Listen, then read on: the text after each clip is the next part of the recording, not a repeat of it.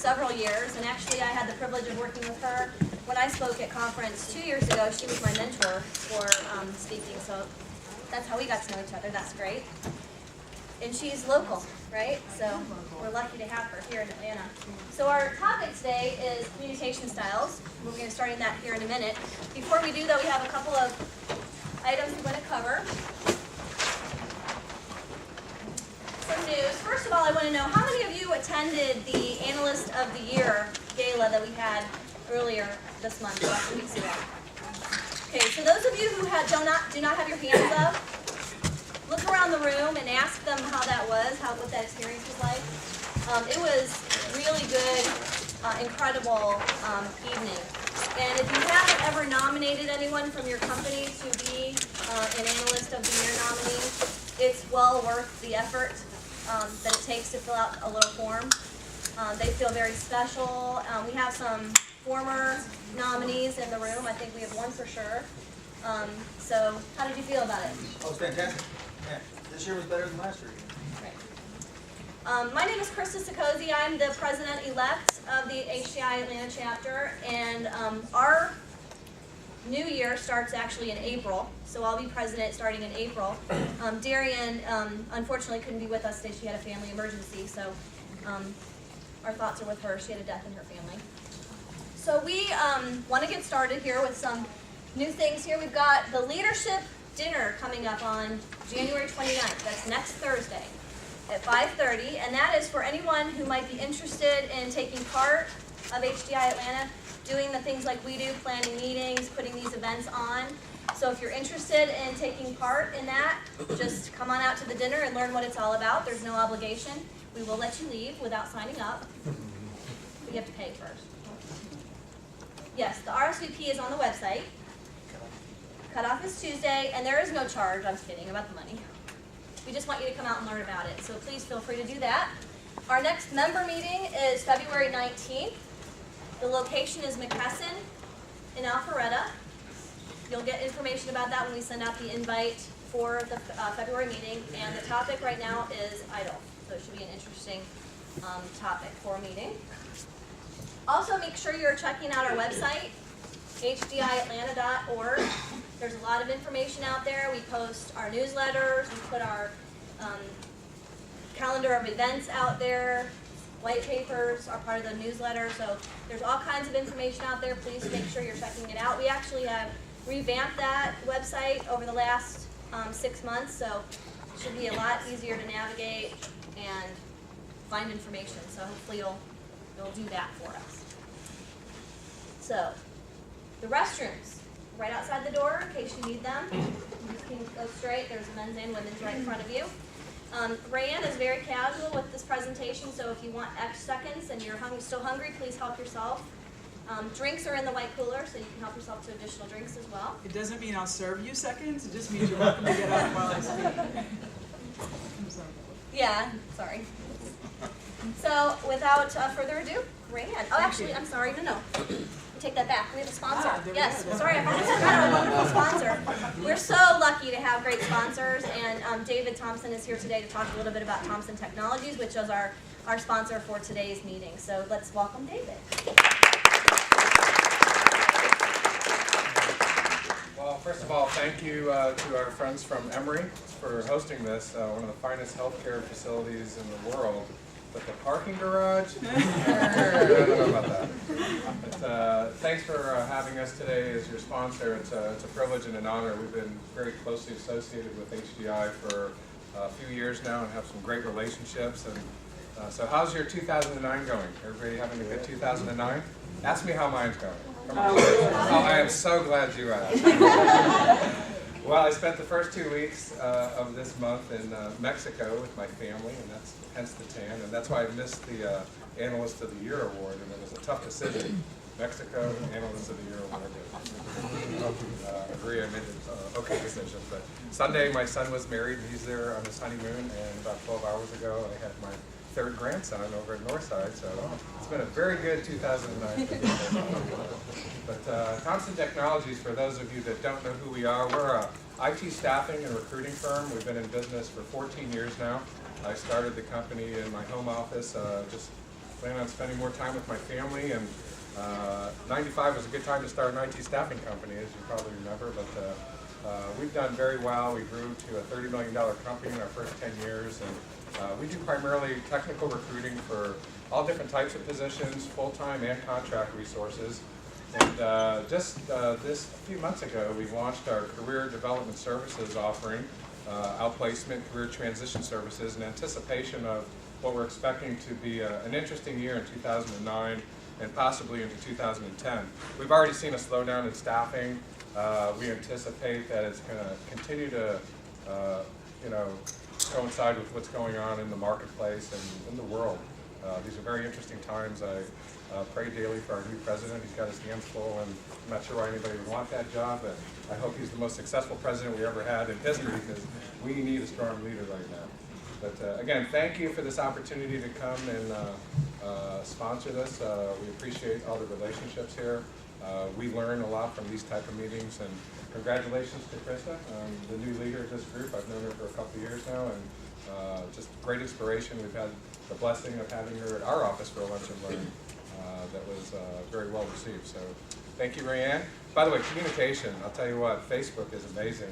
My whole son's wedding and birth of my new grandson is all over the internet. I mean, I have 63 friends. I don't know. I don't think I've ever had that many friends in my life. But my son's got 900, so I don't know. I got some catching up to do. Rayanne? I don't know if I can compete with Facebook. Thank you, David.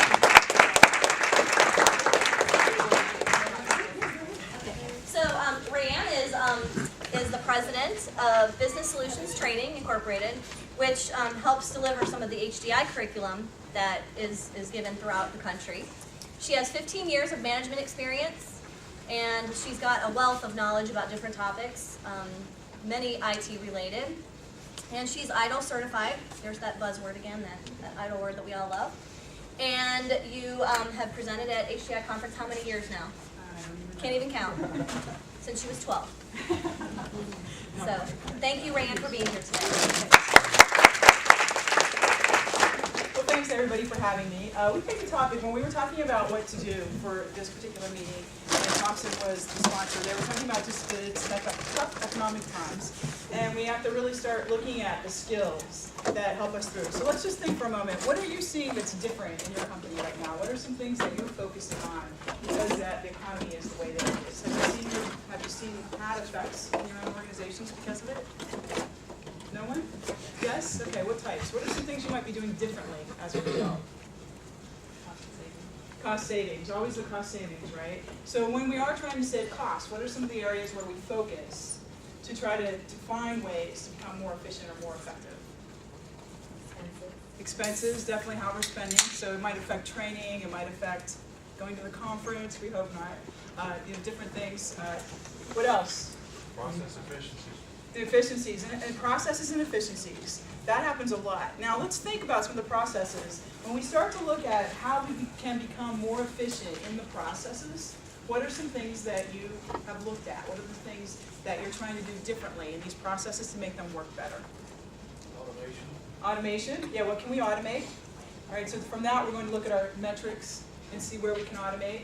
Maybe get some idea of customers, how the customers are feeling. Good, what else?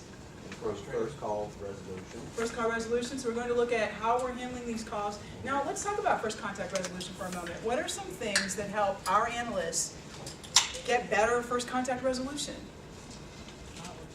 Knowledge, and what else? And what? Better training, knowledge. Understanding the customer. And so the best way to do all of that is to communicate appropriately, right? I think we all learn a lot of things in our career the hard way. As she had mentioned, I've been in management for a while, but I started out in Pittsburgh, Pennsylvania, and I worked for a competitor to whom I worked for when I came here. I had worked for Westinghouse in Pittsburgh. Yes, I'm a Steeler fan. Yes, I'm really excited. Anyway, I just had to hit that on video. When I came here in 1997, and I grew up in Ohio. I worked in Pittsburgh all my life, and I just talked the way I talk, right? Even when I had gotten my first training job, my mother said, she was a teacher. She's like, "They hired you to be a trainer?" I said, "Yeah." She's like, "Really?" I said, "Mom, you don't think I'll be a good trainer? She said, man, you talk way too fast. And so I had to learn. I had to learn to speak a little more slowly. I might not have shown that yet. And I also, when I came here, I learned that we just don't always communicate the way we communicate and find that it's effective. So an example, and I'll explain this when we learn about the different styles here today. But when I first came to Atlanta, you know, I always thought that when we were trying to get things done in the company, it was just, let's get it done, right? Here's what we need to do, and I would just communicate it, move on, and to get to know you or anything like that, I'll get to know you at lunch, or maybe I'll get to know you at an event after work. But I didn't really make small talk much at work, and I didn't really give a whole lot of prelude to what I might say. I had a bad habit of just getting right to the mission. Well, that doesn't work in Atlanta, or anywhere in the South, actually. The people, you know, that I worked with here, they build a rapport. You have conversation, and I learned to appreciate that. But when I show you the profile, when I tell you about the different styles, I'll tell you where I was very heavily in one column. There were 18 different answers you could have, 16 of mine were in the same column. And it wasn't a column that fit really well with the building rapport and building relationships. So that was one of the things that I learned the hard way, but it was very telling. I found that when I changed my style, when I adapted my style, then everything worked better. That we could get the kind of information we needed to have to find out how to gain efficiencies, how to get better first contact resolution. I just approached everything differently. And then when you look through processes, and I hear this all the time from people, when they're trying to talk about what's not working today, they're saying, well, our first level doesn't get information from other levels. Or, well, we don't, everything that they talk about that doesn't work, it typically goes back to communications. So that's why the topic for today. And if we think about why we use communications, some of these you talked about, they help to lay the foundation for having more efficient processes, and that's where we're all focusing today. Also, great leaders. When I ask people what they loved about somebody they worked for, usually it's how that person made them feel, and it was typically how that person communicated. Some of the reasons that people leave companies is because they don't feel like they're in, because they don't really know what's going on in the company, or they don't feel that they're a valued part of the team, because they're finding things out through the grapevine, or they're finding things out in other ways. And that goes back to communication as well. Also, high quality services. Talked about increasing that first contact resolution, understanding what the customer needs to have or wants to have. And all of that goes back too to asking. You know, we need to ask our customers to understand that. When we think of best places to work, it's those places where we feel that we're a valued part of it, where we're getting communications from our leaders, from our peers, from other teams that help us to do better at our own jobs, in all those areas. Also, successful companies and relationship building. All of these are areas that communication helps with, and certainly to continually improve in whatever we're doing today. So the profile that I've given out is called the BEST profile. It's by James H. Brewer, and he actually started down this path by looking at personality quadrants. No matter what personality assessments you look at, they're pretty much, they align with each other. So this one is going to align with anything else you've done, Myers-Briggs, DISC, any of those. So you'll find that it's not new information by way of how it's separated, but I've found a lot of value in this assessment. What I really like about it is it's very simplistic. You put it in 4 quadrants, and you learn to be able to assess other people's communication styles and then adapt yours, and it's amazing what can happen when we actually can adapt to somebody else's communication style. So we all have our own patterns. We've learned and we can change based on what we're doing today, based on where we live, based on experiences we've had at work. But I think that when you have an awareness, the awareness helps you to adapt that even better and to find greater success with it. So what I want to do today is have you learn your communication style, and then I'll talk about the traits of the different styles, and then we'll talk about how we can all communicate better by adapting to other styles. So first thing that we'll do is take a look at, did everybody fill out the profile, and then on the last page, did you put the number of circles you have in each area? Okay, that's where we will actually start. Certainly there are a lot of things that affect communication, but you'd be amazed at how many times it comes down to the way we're communicating. If any of you, and I'm counting on all of you having done this, if you've taken the Support Center Analyst class from HDI, or if you've taken any of the classes when we talk about communications, we talk about filters. And filters are those background processes going on in your mind. And if I didn't have a good experience with Art last time, and Art starts talking to me now, then I might feel still a little grumpy toward Art, right? So I'm not really listening so much to what Art is saying right now, but I might be thinking about, yeah, well, last time he did this, and I'm diverting my own attention. So filters actually can come from mismatched communication styles. So let's find out a little more about that. And we can pass the sheets out now, if you like. We're going to pass out a sheet that will tell you some of the information that I'm giving to you up here, and I can also make this PowerPoint available to you. But we've got 4 styles, and they go across from left to right. So your first column, that's bold. Your second column is expressive. Your third column is sympathetic, and your last column is technical. So it's bold, expressive, sympathetic, technical. That's how we get the best style. So now I'll tell you a little bit about each of those. So what we're passing out, I'm going to go over these, but I just thought you might like to have these for later reference. And it will tell you the characteristics of that style, and then some tips for better communicating with people of that style. So let's take a look. First of all, let me just pick on somebody here for a moment. Jamie, I'm going to pick on you because you're right in the middle. Thanks. So if you were to describe how you communicate, what are some adjectives that you might use in your own style? Well, one of them talking about the sympathetic. Okay. All right, so would you say you're a calm communicator? Usually to the point, trying to keep a level key. Okay, so calm, keeping a level key, to the point. Now, give me some adjectives for people that you communicate really well with. Would you use the same adjectives, or I think those are the people that you like to communicate best with as well? Okay, good, thanks. All right, how about somebody in the back? You right there with your hands like that? Good. Yeah, you. What's your first name? Mark. Mark, hi Mark. Yeah. What adjectives would you use to describe your style? Sympathetic would be one of mine as well. Okay, so you think you care about the people you're talking to, you're sincere, okay? Absolutely. And how about when they talk to you, what do you prefer? I prefer direct communication. Direct? Okay. All right, so we'll have to see where you landed on that. If you think about it, we always communicate best with people who communicate like us, right? Those are the people we really connect to at first. But what we've got to do is understand that sometimes people are going to drive you a little crazy. For example, my husband is very detailed. And I'll call if I'm out of town, and I'll call and say, hey, how's everything going? And I'm trying to find out, how things are going with the kids. Well, he'll give me play by play every single thing that happened, when they went to dinner tonight, and what they ate, all this stuff. And I'm sitting there and I said, Jeff, please, can you get to the point? And first he says, I can't believe you teach communications.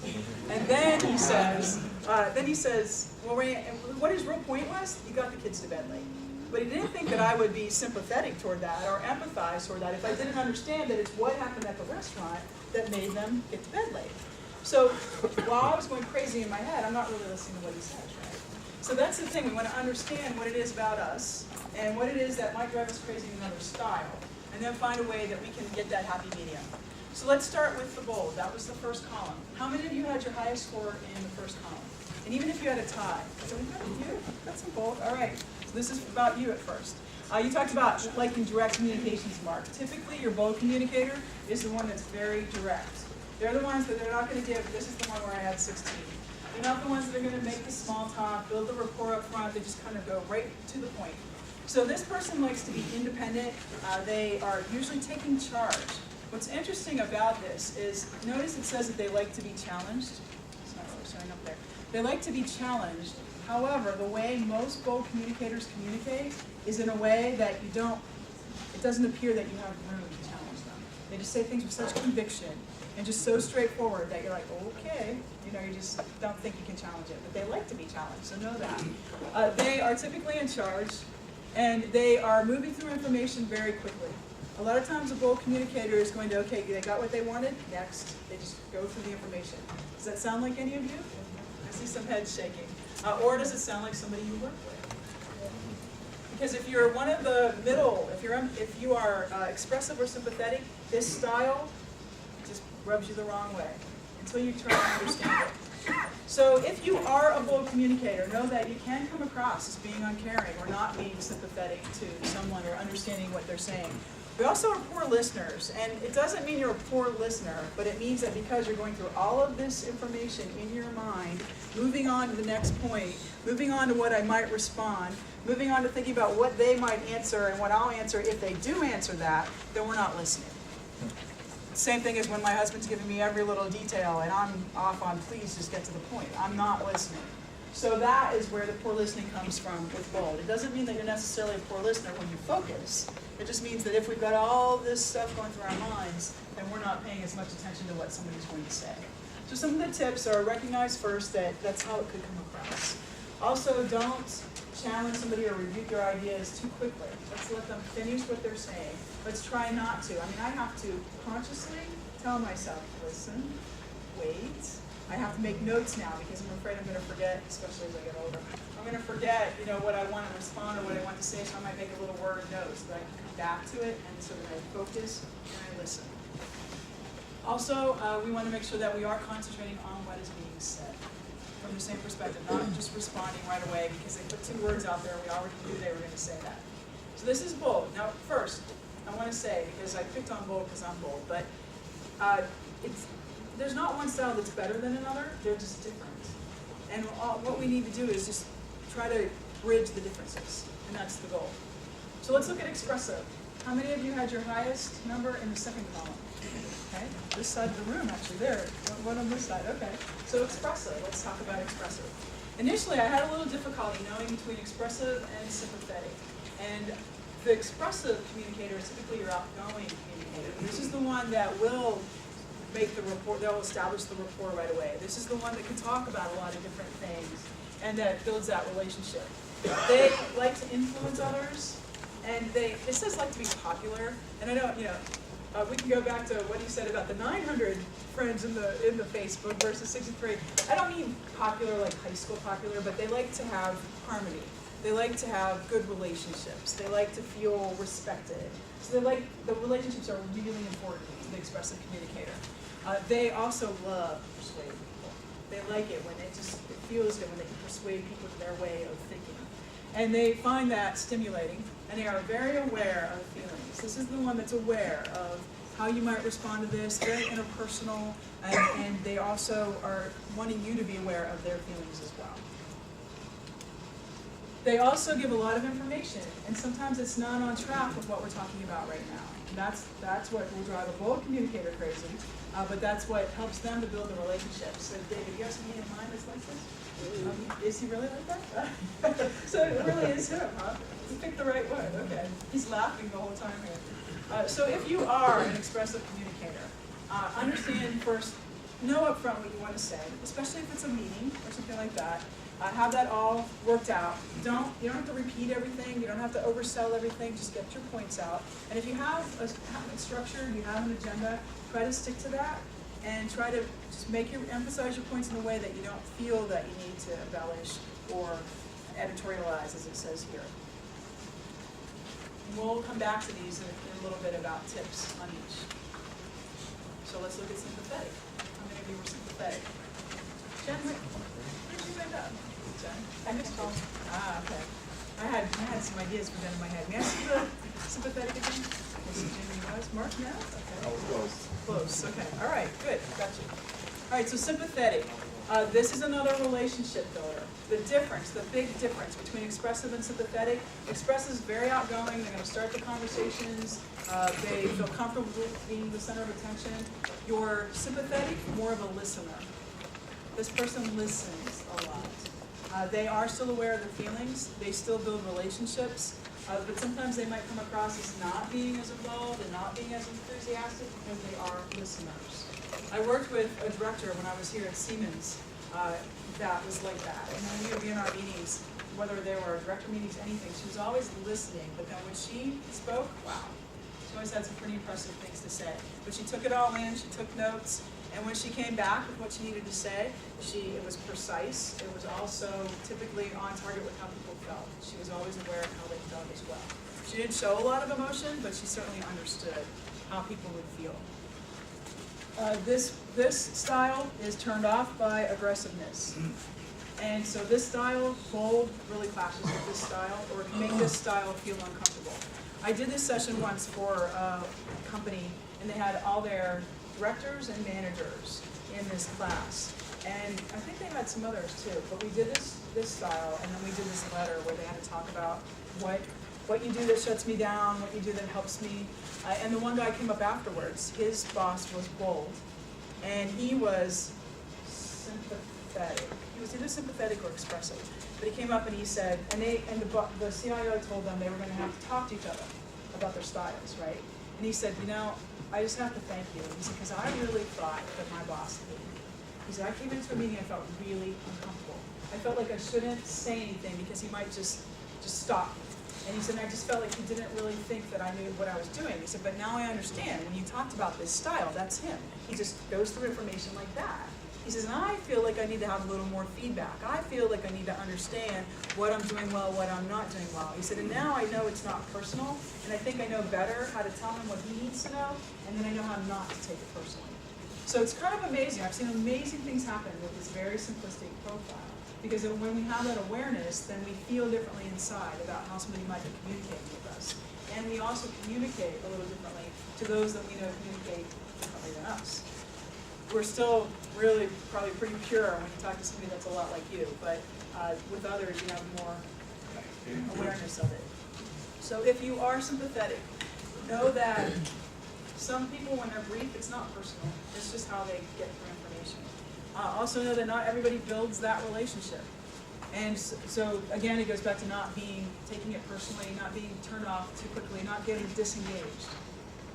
And keep in mind that not everybody builds, they're not going to build that rapport now, but maybe outside of this situation they would. Maybe, and a perfect example is my brother. I guess it runs in the family.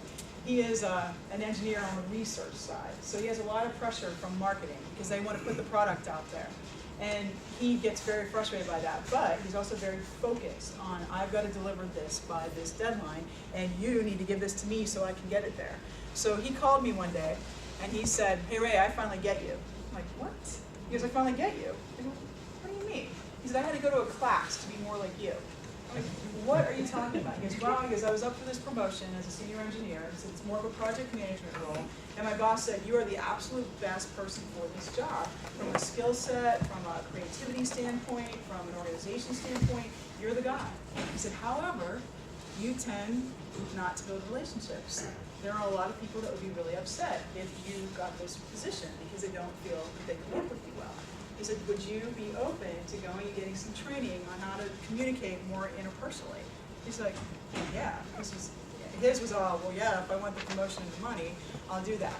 Well, he tried it out when he got back. And he said he was in this meeting in his own office with two of his peers, and somebody came in and said, hey, Ed, da-da-da. He said whatever he had to say. He started to walk out.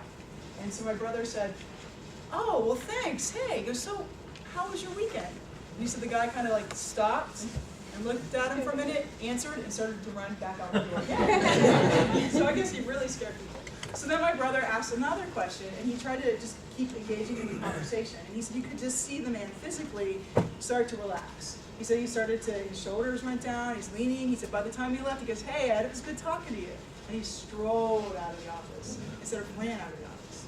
So he actually saw that they responded to him a lot differently, and people are going to work with you a lot better if we're able to make that connection. So the sympathetic, again, if you're going to be put out, just understand it's not personal, and maybe try to build that relationship in another way.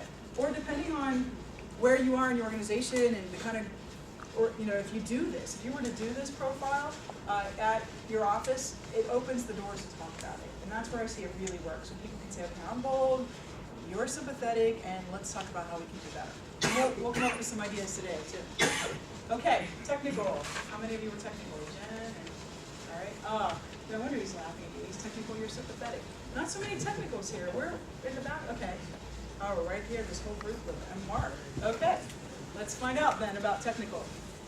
Very structured, very methodical, very detailed. This is the thing that's very different about technical, is that most people go from big picture down to details. Technical takes those details and builds up to the big picture. It's more of a connect the dots type of thing, or build the puzzle. And so there's a miscommunication right there, because we typically approach things, most of the other styles approach from big picture down to details. And so we don't have that technical person, that technical communicator, until we start to let them see that big picture, building it in small pieces.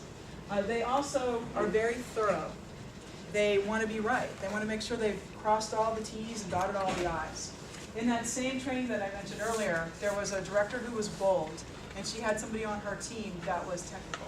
And so when we talked about technical, he raised his hand, and he said, you know, that is so me. He said, because I want to make sure I'm giving the right information. So I always go back, I check everything, I document it, and then I give it to, you know, my boss. Well, then his boss spoke up. She goes, is that what it is about you, Frank? And he looked at her, and she said, you drive me crazy. He said, what do you mean? She goes, because you don't answer me. He said, I always answer you. And she said, the next day. And he looked and said, well, do you want me to just try to tell you and it's not right? And she said, well, now I understand. And so I saw her like a year and a half after that, at an Omicron course actually, and she said that she learned not to just do a drive-by with him. She learned that she had to give him some advance notice. She'd send him an email, or she'd call him or stop by and say, hey, Frank, I'm gonna need to have this information. Can you provide this to me? And then she gave him that day, and then they worked much better together. So you're technical, they are very thorough. This is also the person that's going to send you the 3-page email, right? So we'll talk about some tips on that. They don't leave a lot of information out. You're going to lose some people because of that. The bold's going to scan, and if they're going to pull pieces out, they're going to miss a whole lot. You know, so some people aren't going to go through all those details. I'm not saying it's bad to be detailed.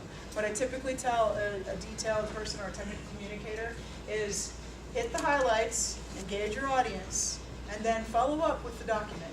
Here, if you want to have more information, like for me, not a lot of patience for the details, but I've got to have detailed people that work for and with me, because I've got to have the T's crossed and the I's dotted. I'm just not patient enough to do that. So what I would always do is when they gave me the overview, I'd say, okay, now what kind of questions might I get? What are some of the answers I might need to give? Or can you come to the meeting with me? You know, or just give me a document. So I wanted it in case I needed to have it, but I didn't want to hear it all to make my decision. So that's the one thing, you know, for the technical communicator, they think, how can you make a good decision without having all these details? But some people aren't going to be patient enough to hear all the details. So you can complement that by giving the high points, maybe giving some key pieces of why these are the high points, and then you'll feel better if you provide that documentation maybe in another format. And just remember too that sometimes when you give all those details, you think it make more sense. Sometimes it doesn't. Sometimes it makes it a little more confusing. So first of all, I saw what a lot of the different styles were, but did the descriptions match for you?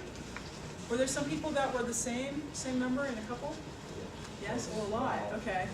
All right. That happens too, of course. And again, it goes back to where we're working, what our job is, and sometimes they seem contradictory. But does anybody have questions when you have two styles? Or did you see the similarities of you in the different styles? Go ahead. I just want to ask a question regarding, you know, this world of instant communication that we're in, BlackBerry. Yeah. You know, I deal with a lot of IT folks, and I can't say it's just them, but it's amazing how quickly someone will respond to one piece of the email and never look at anything below.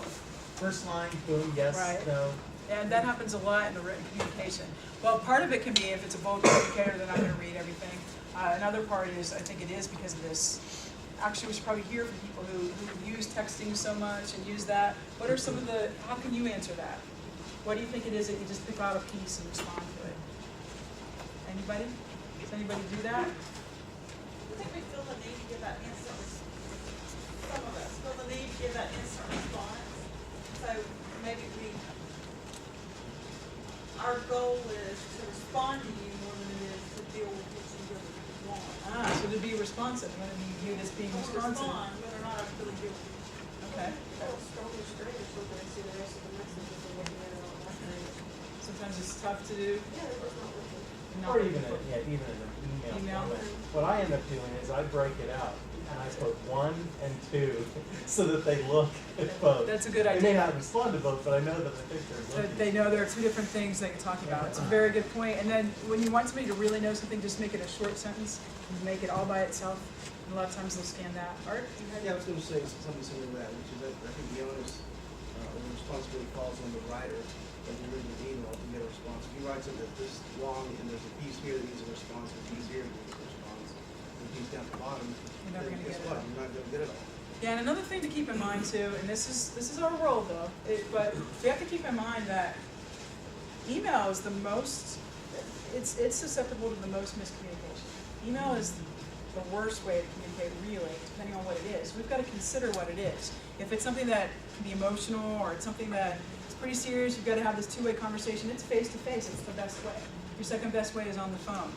Even voicemail is better than email and texting. And so email, I came from a company, when I worked with Westinghouse, it was so email-centric. And I didn't even realize. I still remember, I was in Philadelphia, and when Eaton purchased Westinghouse, we became Eaton Cutler Hammer. And we were keeping Westinghouse systems, and I was a Westinghouse trainer. So I was in Philadelphia teaching email to classic Cutler Hammer employees. So this guy came in, and I'm standing there amongst the computers, and he looked and he goes, you're from Westinghouse? I said, yeah. He goes, you're a Westinghouse trainer. I said, yes. And he said, really? I'm like, yeah? Because I don't get this, right? We're here for training. I don't understand where his mind's going. He said, so you're going to teach me how to use email? I said, yes. He said, man, I can't believe it. He goes, I thought I was going to sit behind a computer, get an email from the Westinghouse trainer and tell me how to use my email, and then I would email you back to give you my answer. And I looked at him really oddly. I was just like, he goes, my God, he goes, you email the person next to you, for God's sake. And so for them, for Cutler Hammer, they were really face-to-face and personal. And they felt like Westinghouse was very impersonal because they felt like we emailed everything all the time. So that's been really difficult for me to wean myself from this many years later even, because it becomes the culture, right? So I do everything in email. And we really have to, it should be the follow-up. It should be, we have the conversation, here's the follow-up. Or, hey, I thought of one more thing. It shouldn't be the vehicle for communicating a lot of information. So would you say that you couldn't really tell a person's characteristics by an email communication? A little bit you can, yes, I think you can to some extent. If somebody's really detailed, they're probably technical or they're expressive. I have a really bad tendency, and for all of you both communicators, learn from my mistakes. I have a tendency of being even more on a mission in email, where here's an example. I was up against a deadline to get something to a printer for a client. And this was a course they had requested, and I needed to get information from him. And so I shot my question off to him, just the question. And I get this email back, and it said, no, hello, how are you? Have a nice day. Thank you. I was like, oh my God, I'm so sorry. As I was just on a mission. I just needed to have the information. But I have to go back to my emails. Now, anybody who gets one from me, they're going to know I do this. But I have to go back, and I have to add the stuff at the beginning. I do my mission, and then I go back and say, hey, Happy New Year, whatever. I have to add it. I'm great on the have a great day. That part comes naturally. But the other stuff, I go right to the point. So bold communicators, I think, are pretty obvious in email, unless they're doing what I'm doing, going back and changing it afterwards. And I think expressive sometimes, if it takes them a while to get to that point, sometimes that comes out too. But we do have to be really careful with the vehicle as well. And just know that you're even more so when you're in email than you are face-to-face. Face-to-face, you have the two-way. When you're in email, you're just all you, right? So we're not doing that give and take. Good question. Okay, let's find out a little bit about how to deal with the different styles, and then we're going to do a quick activity. So first of all, bold. If you are communicating to a bold communicator, a lot of your executives are bold communicators. It doesn't mean that bold communicators become executives. It means that as you move up in the company, you become more and more bold because you have a lot more that you're dealing with on your plate, and you're just moving through the information a lot more quickly. So when you're dealing with bold, you're going to find that your executive meetings a lot of times are just like this. This is what everybody advises you to do. And that is to use bullet points and to do what you said, actually. Put them out there so that I can see important point 1, important point 2, important point 3. And don't put a lot of information in one place. Give the key information. Why do you think that this is the answer or the recommendation or the decision? What are the facts, the figures, the supporting information? Not in a lot of detail, just the highlights. Remember, and I think anybody will agree to this, if you don't give me enough detail, if I can't connect the dots, then I'm probably going to ask. Especially a bold communicator, they're direct enough, they're going to ask. Your others, people that like to have more detail, they're going to ask, or you can follow up again with more information in a different format. Or I had a mentor here once in Atlanta who said you should always have a meeting before the meeting, always. So go have your meetings before the meeting, so that by the time you present this information, you already know where they stand on it. They already have asked their deeper questions, unless it's that kind of a meeting. If that's the kind of meeting it is, then get it all out there. But a lot of times it's not.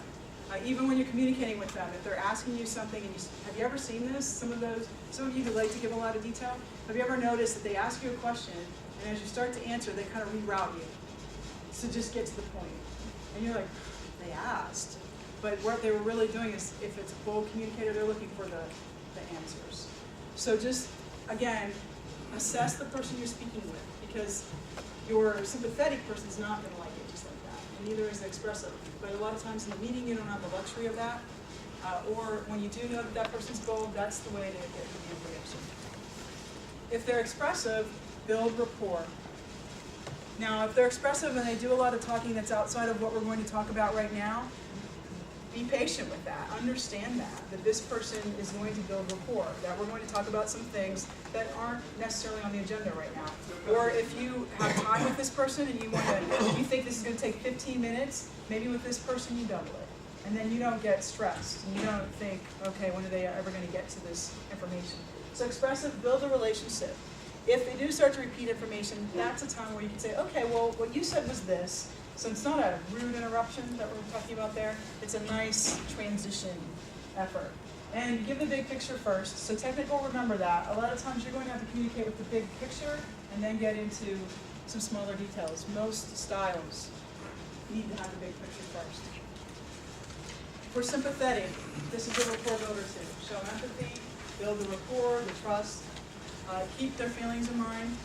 Expressive and sympathetic, both more aware of feelings, both more focused on that. And then technical, try to set the objective up front.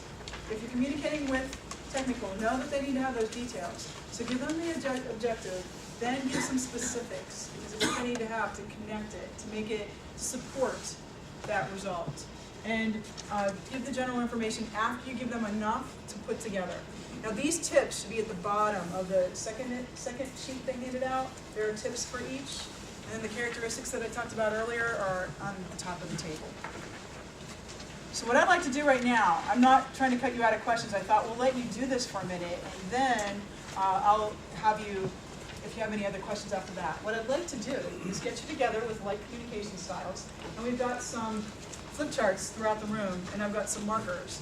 And what I want you to do is together, actually I'll come back to this, let me get to the activity. Okay. I want you to do this. You're going to pick a style that, you're going to come to a consensus. And pick a style that drives your style crazy the most. So maybe if I'm sympathetic, bold. All right, maybe bold drives us the most crazy. So we're going to put on our flip chart, we're going to put ways to improve style to how we speak with the bold, what we'll do differently, and what we'll avoid doing. So what will we do to communicate better with them, and what will we stop doing to communicate better with them? So I'll let you pick as a group.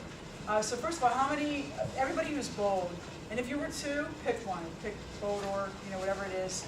So if you're bold, go ahead and stand up for a moment so we can see how many. You're bold, okay. Are you have a question, or you're trying to be your bold? Okay, great. Okay, so we're going to split you in half. So we'll take from orange vest over, okay?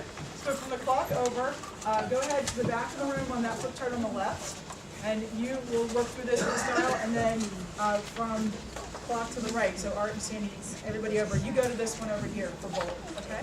So here are markers. Oh, you have markers, thank you. So just put what you are at the top, and then the style that you're assessing. All right, how about expressive? If expressive is the top.